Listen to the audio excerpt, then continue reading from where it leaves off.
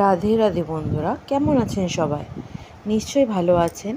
আজকে আপনার কাছে নিয়ে এলাম আমার গোপালের অঙ্গরাগের ভিডিও।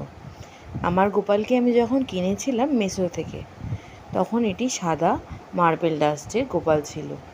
তারপরে এটাকে আমি ভাবলাম গোপালের অরিজিনাল কালার তো ব্লু কালার, মানে নীল বর্ণের।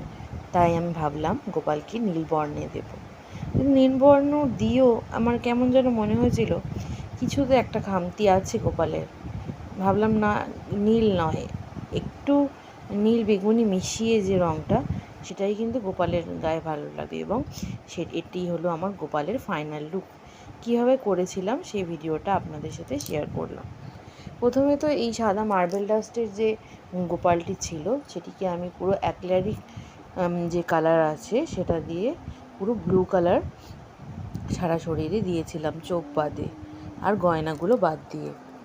তারপরে আমি তার ডিটেলস যে এরিয়াগুলো, যেমন চোখের যে কাজগুলো এবং তার যে বডি শেড, হ্যাঁ, এবং তার সুন্দর করে চোখ আঁকা, আইব্রো আঁকা, তারপরে সুন্দর করে তার ডিটেলস কাজগুলো শুরুর তুলি দিয়ে আমি করলাম।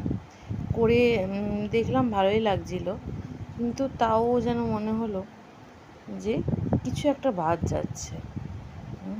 এই যে দেখাচ্ছে, এই যে ডার্ক ব্লু কালার দিয়ে আমি ডিটেলসগুলো করেছিলাম, যেমন ব্রেস্ট, তারপরে চোখের যে শেডটা সেইটাই।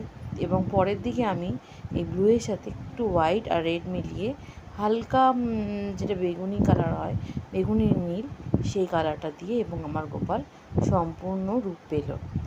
আর গোপালের এই যে অঙ্গরাগ, এই পরিবর্তন আপনাদের কেমন লাগলো আমাকে অবশ্যই কমেন্টে জানাবেন।